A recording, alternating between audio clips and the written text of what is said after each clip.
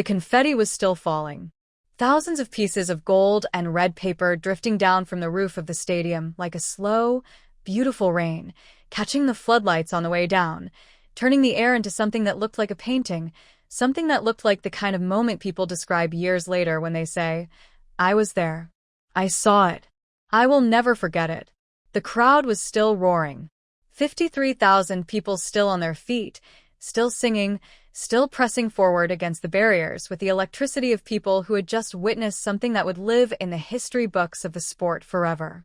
And in the middle of all of it, surrounded by teammates who were weeping with joy, who were embracing each other, who were falling to their knees and looking up at the sky with the stunned gratitude of people who have just achieved the thing they spent their entire lives working toward, Cristiano Ronaldo stood completely still. He had the trophy in his hands. He had just been named the best player in the tournament. He had scored the goals that had, in the end, made the difference.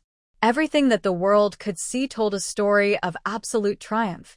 The man at the summit, the king at the moment of coronation, the athlete arriving at the destination that every athlete dreams of from the first moment they pick up a ball as a child. But his phone was in his pocket. And on his phone was a message he had received 40 minutes earlier, just before the final whistle. A message he had read in the tunnel while the last seconds of the match were being played. A message that had arrived in the middle of the greatest night of his professional life and had changed what that night meant forever. He hadn't told anyone yet. He stood in the confetti and held the trophy and smiled for the cameras, because that is what you do, because you do not take the celebration from the people around you, because some things you carry alone until you can find a private room and a moment of silence. And nobody in that stadium, nobody watching on television, nobody in the 50 countries where the broadcast was airing knew what Cristiano Ronaldo was actually feeling in that moment. Nobody knew what was in that message. And by the time they found out, by the time the full story came out, all of it, the message and the phone call, and the decision he had made in the hours before the match, and the thing he had promised that he could not now keep, the night would look completely different. The trophy would look different. The confetti would look different. Everything would look different. But first, you need to understand how he got there. You need to understand the whole story. Because the night he lost everything is not just about that one night. It begins much earlier. It begins on an island in the Atlantic, in a house that was too small for the love inside it and the pain inside it, in a childhood that gave him everything he needed to become the greatest and cost him everything he would spend the rest of his life trying to recover. It begins with a family, and it ends with a promise. And between those two things is a life that no statistics can contain. Madeira is not the place people picture when they picture where legends come from. It is not a city with its noise and urgency and the electrical feeling of ambition in the air. It is an island far out in the Atlantic, volcanic in origin, green in a way that feels almost excessive, a place where the ocean is never more than a few minutes away in any direction and the sky is enormous and the pace of things is slow in the particular way that islands are slow. Not lazy, not without life, but calibrated to a different rhythm than the mainland, a rhythm that measures time in seasons and tides rather than appointments and deadlines. In the Quinta do Falcao neighborhood of Funchal, in a house that occupied a small footprint on a narrow street that climbed the hillside the way all streets in Funchal climb hillsides, steeply, inevitably, as if the island is always trying to get closer to the sky, a family of 6 lived in the kind of closeness that comes not from choice but from necessity. 2 parents, 4 children, 1 house. Thin walls. Cold winters. The sound of the ocean at night. The mother was Dolores. She was not a complicated person to understand, though she was a complicated person to be. She was devout, genuinely, fiercely, completely devout, in the way of people for whom faith is not a Sunday habit but a daily operating system, the framework through which everything else is processed and understood. She worked constantly. She prayed constantly.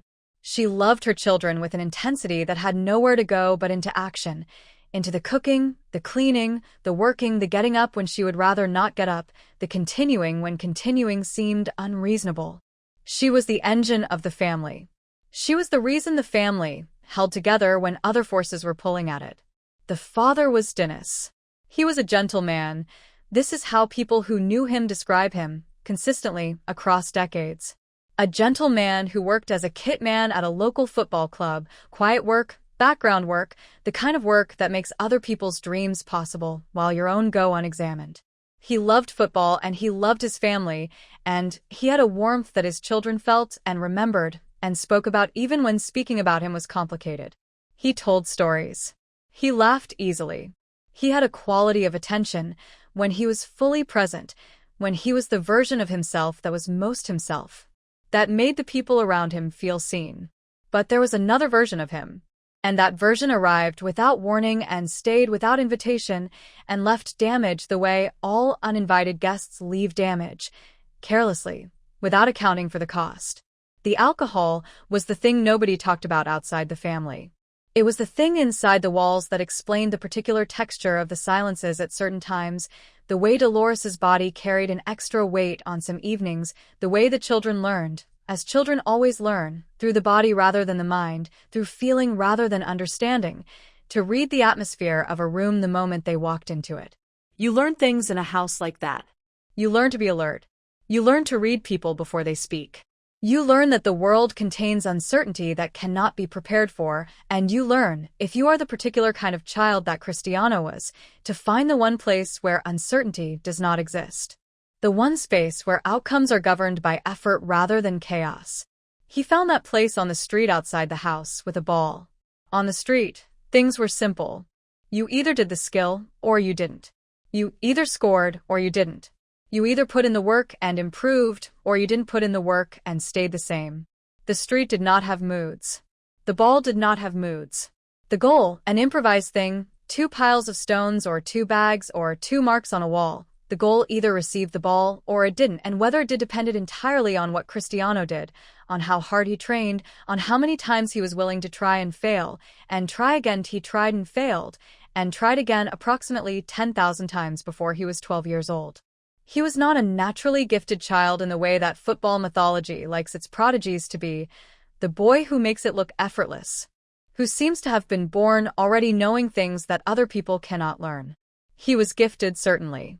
He had the coordination and the instinct and the competitive drive that put him in a different category from other children his age. But the thing that separated him was not talent. The thing that separated him was that he treated practice not as a means to an end, but as the end itself. He loved the training more than he loved the match. He loved the process of getting better more than he loved the arrival at better. He would stay on the street after everyone else had gone inside. He would stay until the light was gone. He would go back the next morning before the light returned. The neighbors found him exhausting. His family found him exhausting. His coaches found him exhausting, but in the way that coaches find genuinely exceptional children exhausting, which contains within it a current of disbelieving joy. His mother watched all of this and understood something about her son before her son understood it about himself. She understood that what was happening on that street was not just a child playing football. It was a child building an escape hatch, building the version of the world where he had control. She did not analyze it in those terms. She was not that kind of woman. She was a woman of faith and action rather than psychology, but she felt it. And she made a decision, quietly, without ever announcing it. She would protect the escape hatch. She would keep the football alive, whatever it cost. It would cost more than she had imagined. The scouts from Sporting CP came when he was 12. They had seen him at a tournament, one of those youth tournaments that happen all over Portugal every weekend, unremarkable events that occasionally produce remarkable discoveries, and what they had seen had been enough to make the trip to Madeira, enough to sit in the small living room of the house in Quinta do Falcao and make an offer to a family who had very little and to whom this offer must have sounded, simultaneously, like the answer to a prayer and like the end of the world. A place at the academy, in Lisbon. Professional coaching. Education. Housing in the dormitory. A pathway, not a guarantee but a pathway, toward the career that the boy was already, at 12, treating as inevitable. The condition: he had to leave immediately.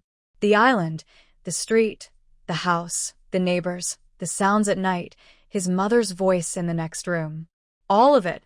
He had to trade all of it for a dormitory bed in a city he had never lived in, among boys he had never met, under the supervision of coaches who did not know him and had not yet decided whether to believe in him. He was 12 years old. The conversation between Dolores and Dennis that night, after the scouts had left, after Cristiano had gone to his room, after the door was closed and the house was quiet in the particular loaded way of a house containing an enormous undiscussed decision, that conversation is private. It belongs to them. What we know is its outcome. They said yes. And what we know is what happened at the airport. Dolores has talked about the airport more than once, in the years since, in the interviews she has given as her son became famous and the journalists wanted the origin story. She has talked about it each time with the same quality, a specific, physical pain that lives in the memory as clearly as it lived in the moment, that has not dulled with the years the way some memories dull but has remained sharp, immediate, present. She held him at the gate. She held him longer than the situation required. She held him with the particular grip of a mother who is releasing someone she does not want to release, who is choosing, against every instinct, to open her hands. She let him go. She walked back through the airport alone, and she cried the entire way. She cried at the gate, and she cried through the terminal, and she cried on the drive home, and she cried in the house when she arrived, and it was quiet in a way it had not been quiet before, quiet in the specific shape of the boy who was no longer in it. And in a dormitory in Lisbon, a 12-year-old boy lay in a narrow bed in the dark and listened to other boys breathing and felt, for the first time in his life, the full weight of what it means to be somewhere you chose to be, that is not where you want to be. He was homesick with a severity that frightened him. He called home. He spoke to his mother. He cried on the phone. This he has admitted. He has said it plainly, without shame, because he is a man who has decided that the story is worth telling accurately even when the accurate version contains weakness. He cried. And he told his mother he wanted to come home. And his mother said, "Stay." She said it kindly. She said it with everything she felt, with all the love and the longing and the knowledge that she was sending him back into something difficult. But she said it. Stay. Because going home is the easiest thing. And you are not here to do easy things. You are here to do the impossible thing. So stay. He stayed. And that decision, made in the dark by a 12-year-old boy listening to his mother on a phone, is the first domino in a sequence that eventually produces every goal, every trophy, every record, every night of absolute glory. He stayed. Because she told him to. Because he trusted her. Because even at 12, in the dark, in the homesickness, he understood that she knew something about him that he was still learning about himself. He had been at the academy for 2 years when the doctor sat him down. He was 14. He had already become something at sporting, not yet a certainty, but a serious possibility, the kind of player that the academy staff talked about in the particular tones they reserved for the ones who might actually make it all the way. He had worked with a ferocity that surprised even the coaches who had seen many dedicated young players. He had grown not just physically but technically, tactically in his understanding of the game. He was not the same boy who had arrived from Madeira 2 years earlier, uncertain and homesick and performing determination partly to hide the fear. He was becoming something. He could feel it, and he liked the feeling. He liked the way the work was producing results, the way the training was becoming visible in matches, the way the gap between what he wanted to do and what his body could actually do was slowly, week by week, closing. And then the doctor called him in. There was something wrong with his heart. Tachycardia, a racing heart, a heart that in certain conditions would accelerate beyond what was safe, beyond what was sustainable, beyond what a professional career in elite sport could accommodate. The doctors were careful with their language, the way doctors always are when the news is serious and the patient is young, and the stakes are everything the young person has been building toward. They did not say impossible, but they said, "This is a problem. This requires investigation. This may mean that the football career you are planning cannot happen." He was 14. He was 2 years into the project of becoming. And the project might be over. He went to his mother. She came from Madeira. She sat with him in the hospital in Lisbon, and in a corridor, not even a room, a corridor, the world refusing even the dignity of a private space for this particular grief. He cried in her arms. He was 14 and he was crying in his mother's arms in a hospital corridor, and the thing he had built his entire identity around, the thing that had given shape and purpose and direction to a childhood that might otherwise have been defined by other, darker shapes. The thing that was his escape hatch and his control and his joy. That thing was in danger of being taken away before it had fully arrived. Dolores held him. She prayed. She held him and prayed simultaneously, because for her these were not separate actions. Holding her son and talking to God were the same gesture, the same expression of the same ferocious love. She told him that this was not the end. She told him that God did not bring him this far to stop here. She told him that the heart was a problem and the problem would be solved, and on the other side of the solution the football would continue. She said it with such complete certainty that he almost believed her. The surgery was performed. A procedure to correct the irregular rhythm, to make the heart behave the way a heart needs to behave when it is going to be asked to power a body through 90 minutes of elite football repeatedly for the next 25 years. The recovery was short, the medicine was precise, the doctors were skilled, the outcome was as good as it could have been. 3 days after the surgery, Cristiano Ronaldo was back on the training pitch. Not because he was reckless, not because he was performing toughness for an audience, but because the training pitch was where he went when the world was uncertain. It was the place where the uncertainty did not live. It was the place where he had power. And after 2 days of lying in a hospital bed with no power over anything, not his heart, not his career, not the future that had seemed so clear and now seemed so fragile, after 2 days of that, the training pitch was the only place in the world he wanted to be. He laced his boots. He went outside. He kicked the ball. The world was still uncertain. His heart was still fresh from surgery. The career was still not guaranteed. But the ball went where he kicked it. And that was enough. That was, in that moment, everything. He never told his father what those 2 days in the hospital were like. He told his mother. He told his mother everything, had always told his mother everything because she was the safe place, the fixed point, the person in whose presence he did not have to perform. But his father, the relationship with his father was already, by then, navigated in a different register. Not cold, not absent of love, but careful, measured. The way you are with someone whose presence is inconsistent, whose availability cannot be relied upon, around whom you have learned to manage your own expectations so that you are not left exposed when the inconsistency arrives. Dennis Avero loved his son. Everyone who knew the family confirmed this, and it was confirmed in the way that cannot be faked, in the specifics, in the details, in the things Dennis would say about Cristiano to people who had no reason to report it back. He was proud. He was, in the helpless way of people whose children have exceeded the frame of reference that life has given them, bewildered by what the boy was becoming. He came to see him play when he could. He was there for some of the important moments. But he was also increasingly not there. Not in the way that presence requires. The full presence, the reliable presence, the presence that says, I am here. You can count on me. When you need me, I will be what you need. That presence was conditional, unreliable, dependent on factors that had nothing to do with Cristiano and everything to do with the disease that was quietly, progressively, taking the more reliable version of his father and replacing it with someone who had the same face, but a different frequency. Cristiano watched this. He watched it with the particular alertness of a child who has been reading rooms since before he knew that was what he was doing. He watched his father, and he loved his father, and he carried, privately, in the place that nobody could see, both the love and the grief of it, the grief of loving someone whose availability is uncertain, the grief of needing something from a person who wants to give it but cannot always access the part of themselves that giving requires. This is the grief that does not have a name. The grief for the living.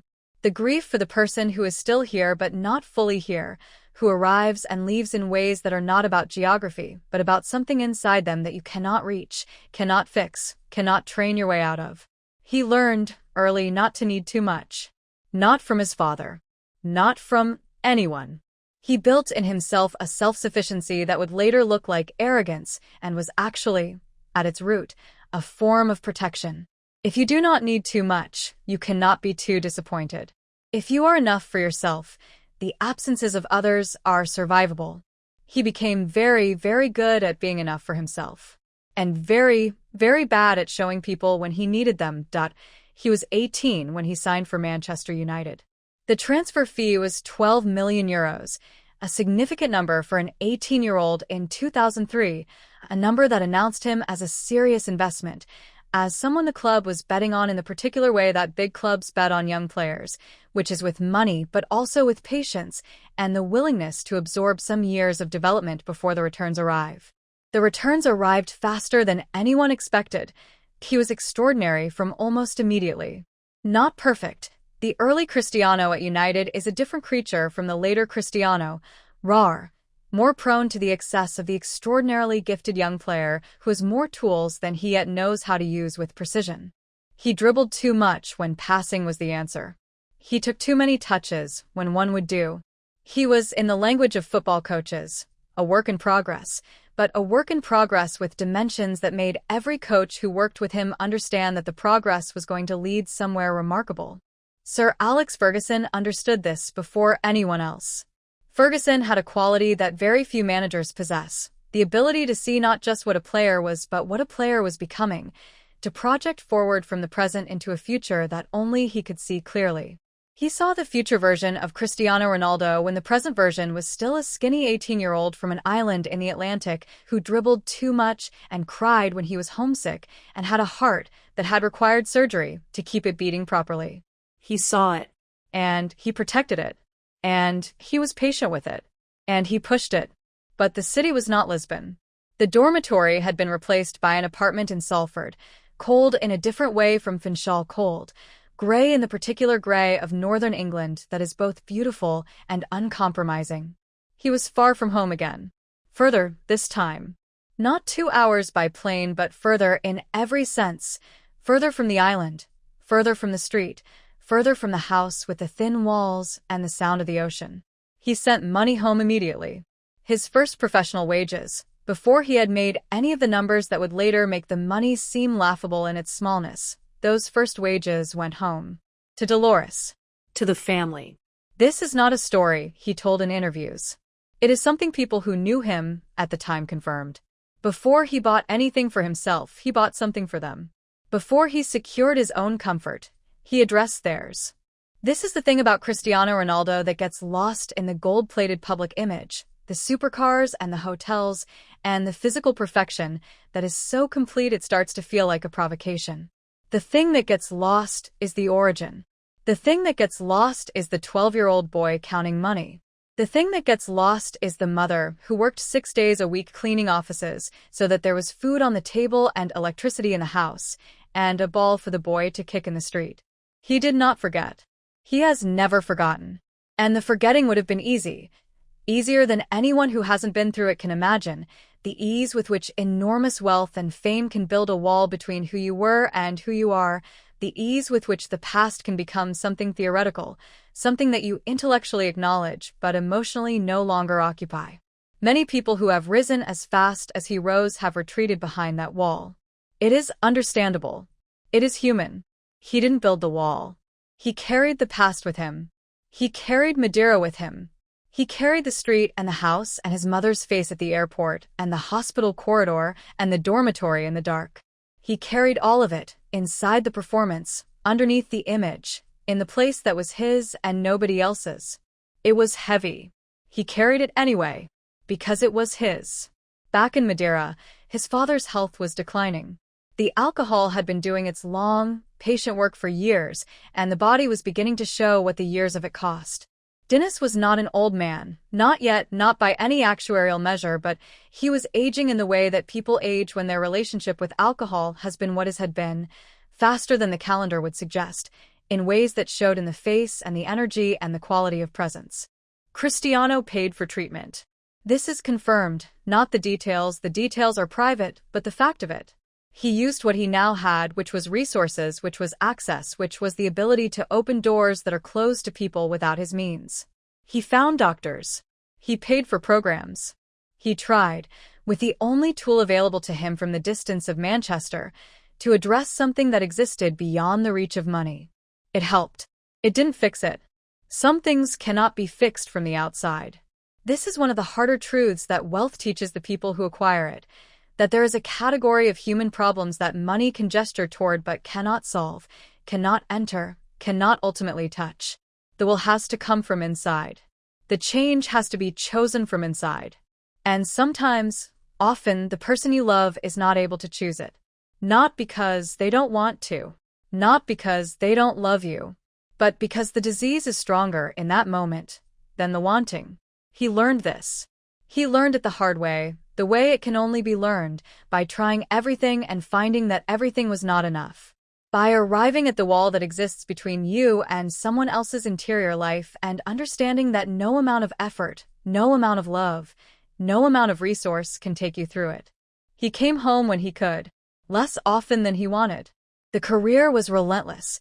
The schedule of an elite footballer at a club the size of Manchester United during the most successful period in that club's recent history is not a schedule with much flexibility.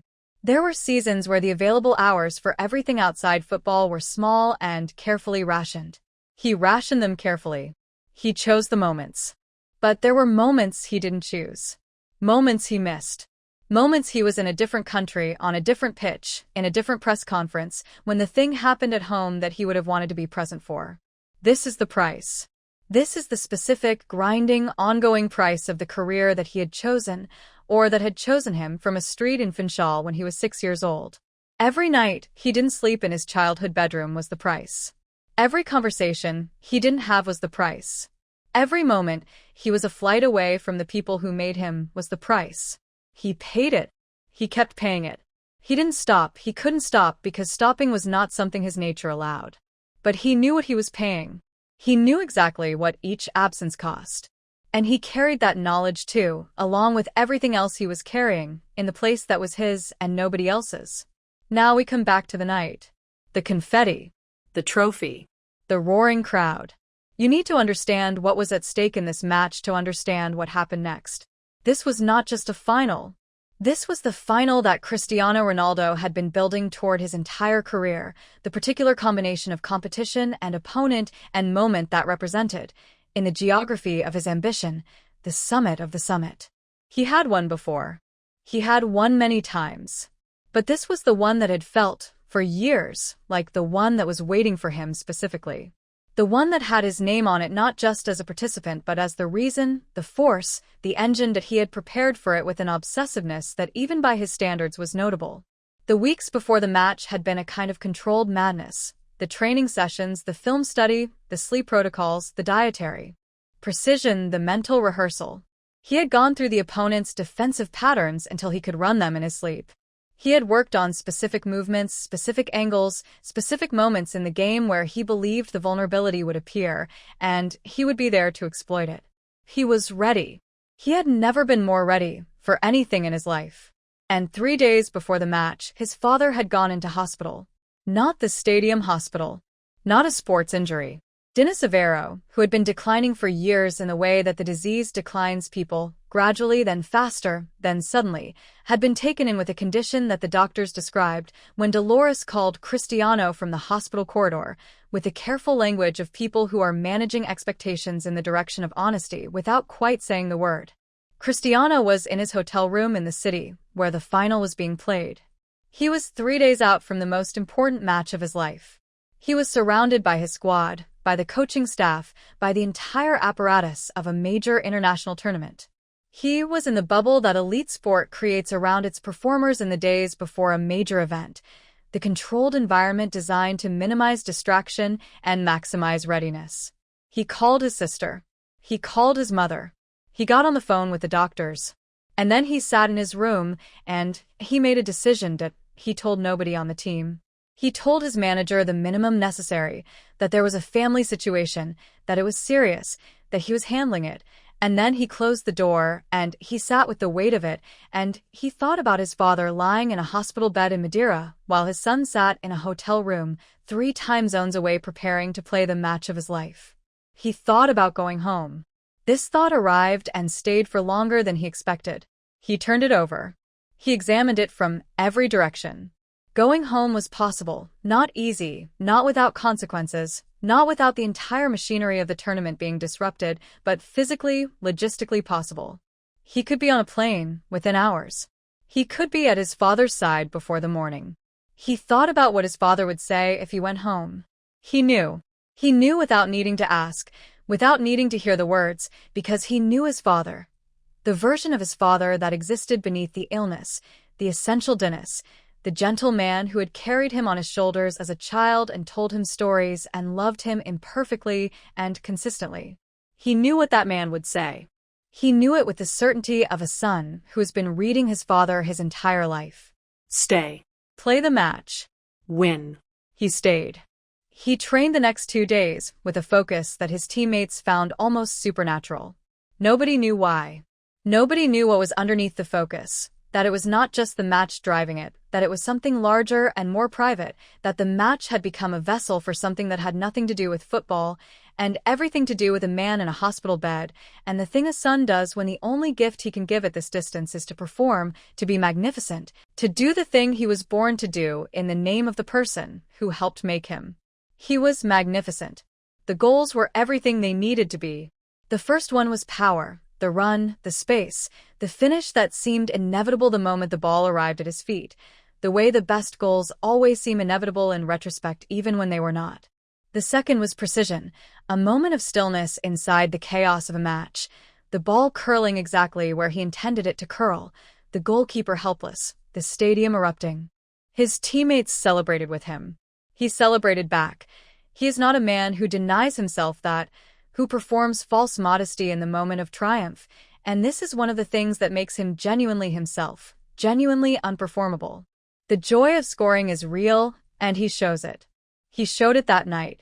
But there was something underneath the joy. Something that only he could feel. Something like a message being sent across the water, through the broadcast, through the impossible distance between a football stadium and a hospital room on an island in the Atlantic, a message that said, I am here. I am doing this. I am doing it for you. Are you watching? Are you there? The match ended. The teams lined up. The trophy was presented. His name was called as player of the tournament.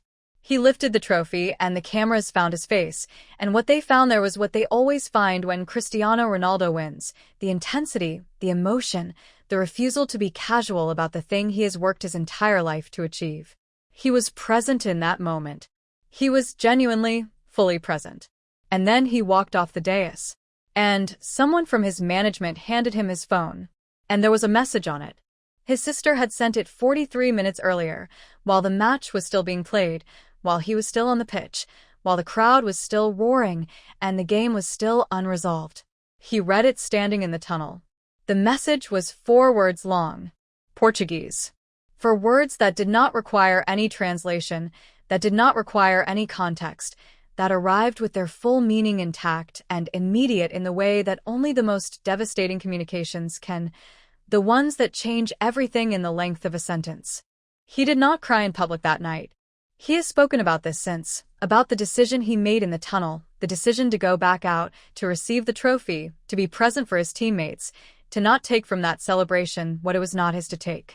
He made the decision quickly and he stuck to it, and he has said that he does not regret it, though he has also said that there are things he regrets, and those things are in the space before that night, in the phone calls he didn't make, and the visits he didn't take, and the conversations he saved for later and later and later, until later was no longer available. He flew home the next morning.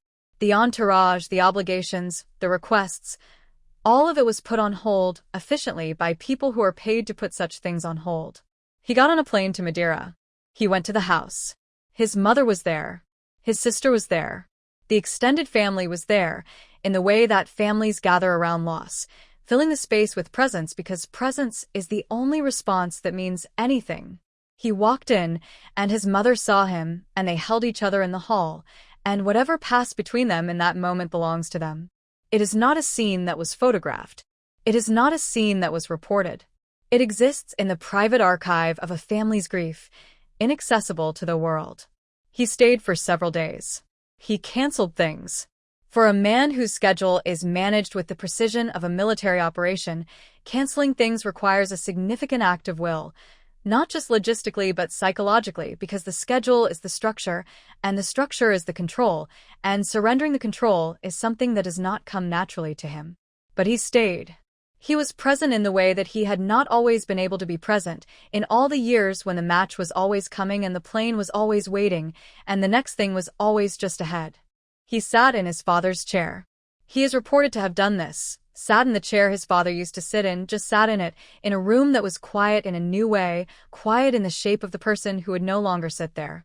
He sat in the chair, and the family moved around him, and he was quiet for a long time. This is not a man who is comfortable with quiet. This is not a man who has spent much of his life sitting still. The stillness of that chair, in those days, was something he had to learn in real time. He has spoken, in the years since, about what losing his father taught him. Not in the therapeutic, processed way. He is not that kind of person. He does not narrate his interior life with clinical distance, but in fragments. In the things he says when the guard comes down slightly, when the question is honest and the interviewer is patient and the moment allows for something more than the press conference version. He has said that he thinks about time differently now, that when you are young, you believe in the infinite availability of the future, that you defer things, conversations, visits, the specific expression of specific feelings because there will be time later, because the people will be there later, because later is always available. And then it isn't. He has said that the thing he wishes most, not the trophies he didn't win, not the records he didn't break, not the professional regrets that his nature would naturally gravitate toward, the thing he wishes most is that he had said more. Directly. Without managing it. Without the reserve that was his protection and his limitation both. He wishes he had told his father more often, more plainly, more completely, the thing that was true, that he loved him. That the complications didn't cancel the love. That the difficulty was the context for the love, not the alternative to it. That he saw his father, the essential Dennis, the gentle man, the storyteller, the person behind the struggle. And loved what he saw. He didn't say it enough. Or he said it in the ways available to him.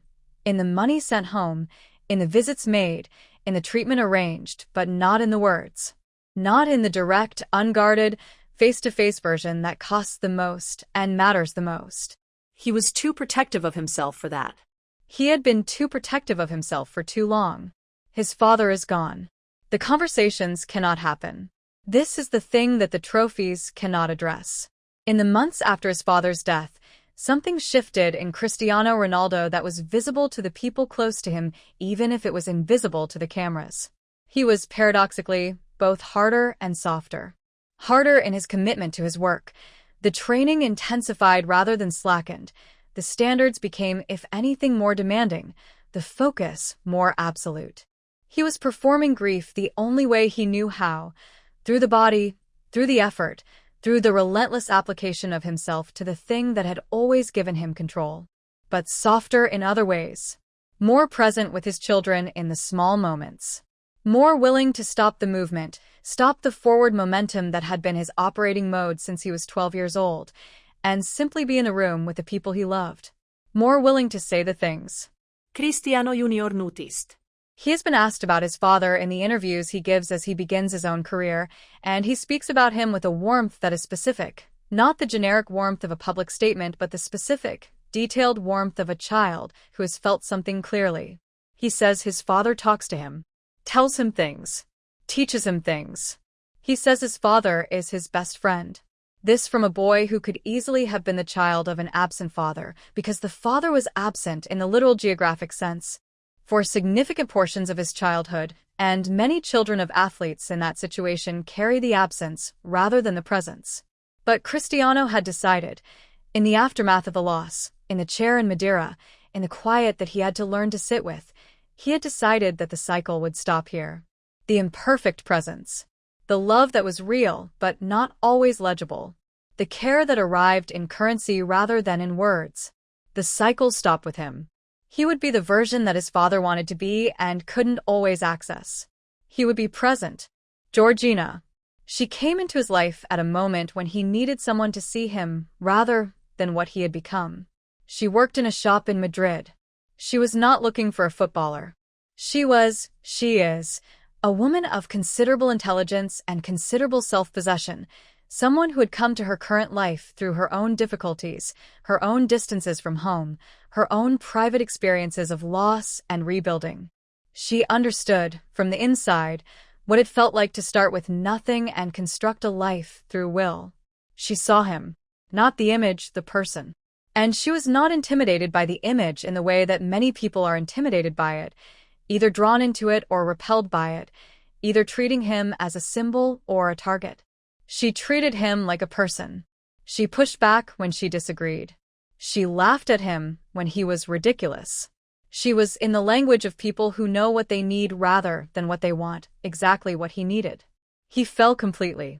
It was visible in the way he talked about her, in the way he changed when she was in the room, in the way the performance came down around her and the actual person emerged, less defended, less armored, more himself. He had been alone for years in the specific way that people who are surrounded by everyone can be alone. She ended that. She sat in the center of what he was building and refused to be impressed by the parts that didn't matter and loved the parts that did.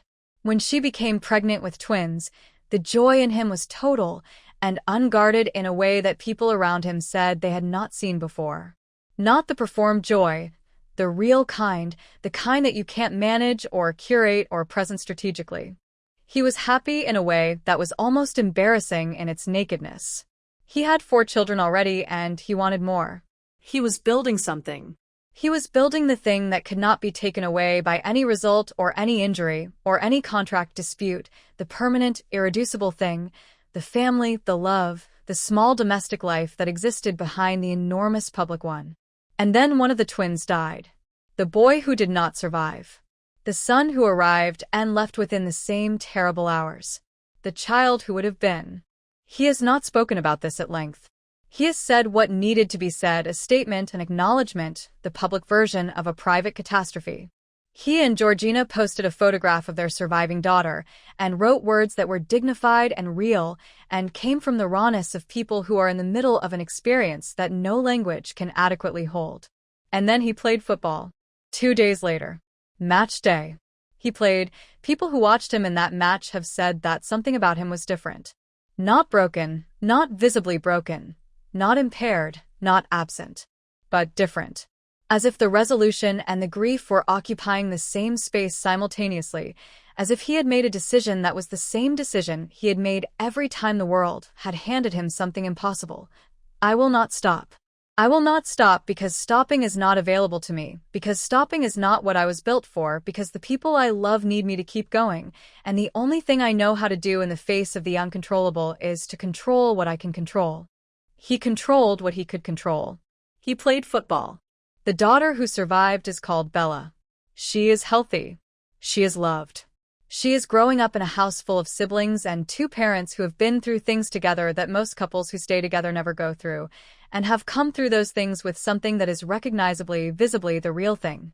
Not the managed version. The real version. He has said, when asked about that period, that it changed him in ways he is still discovering. That loss at that scale, the loss of a child, the loss you do not have a category for, rewire something. That he woke up differently after it. That the ordinary moments of the children's lives that he had before noticed but perhaps not fully occupied, the breakfast table, the bedtime, the homework, the 10 minutes of nothing in the garden in the late afternoon when the day is cooling and the kids are being kids, and there is no match, no record, no camera, nothing, those moments became something different. Something he was not willing to be absent from. He had been absent from too much. He had learned, through losses he would not have chosen, that the presence is not optional. That the presence is the thing. That everything else, every trophy, every record, every night when 50,000 people said his name, everything else is the noise around the thing, the decoration on the thing, the evidence of the thing, but not the thing itself. The thing itself is smaller and quieter and more ordinary. The thing itself is a child asleep and a woman who knows you, and a phone call answered, and a room you chose to stay in. The thing itself is presence that he will retire one day. This is the sentence that his fans find almost impossible to form, because Cristiano Ronaldo has been so present in football for so long that his absence feels theoretically possible, but emotionally unreal. The way death feels, abstractly known and viscerally unimaginable. He will retire. The goals will stop. The matches will end. The record will close and be permanent, and be whatever it is, and it will be staggering, it will be unprecedented. It will require new language to describe because the existing language was not built for numbers this large. But the record that will matter longest is not in any database. It is in a house, Wherever the house is by then, whatever city, whatever stage of life, it is in a house where children grew up knowing they were loved. Where a son who had an imperfect father became a father who was present. Where a man who learned to carry everything alone learned, slowly, painfully, through losses that cost him more than any opponent ever did, that carrying things alone is not strength but habit, and that some habits are worth breaking. It is in a kitchen in Funchal where a woman who once worked 6 days a week cleaning offices and prayed every night for a boy in a dormitory in Lisbon sits with her son, and they drink coffee, and they talk about nothing in particular. It is in the garden in the afternoon when the training is done, and the match is not yet here, and there is an hour of nothing, and he fills the nothing with his children. It is in the chair he sat in his father's house, in the days after the message on the phone, when he was still. When he sat with the thing he could not fix, and the love that the thing could not cancel, and the grief that the trophies could not reach. It is in that stillness, in that particular hard-won stillness that he did not choose but was given by the losses, and that is, in the end, the most important thing he has ever received. Because greatness, the real kind, is not the absence of loss. It is not the armor against it. It is not the trophy you hold when the confetti falls and the crowd roars and the cameras find your face and the world sees the version of you that exists at the summit. Real greatness is what you carry in the tunnel, what you carry in the car on the side of the road, what you carry in the hospital corridor at 14, crying in your mother's arms, not knowing yet that the heart that is giving you trouble is going to beat for millions of goals across decades of the most extraordinary career the sport has ever seen. Real greatness is what you carry all the way through. All of it. The wins and the losses and the absences and the love and the grief and the promises and the things you said and the things you should have said and the children who are sleeping and the parents who are gone and the woman who sees you and the you that gets seen. Real greatness is carrying all of that. Every day. Not instead of the goals. Alongside the goals. Underneath the goals. Making the goals mean something beyond themselves. That is Cristiano Ronaldo. Not the trophies. The carrying. The confetti settled eventually.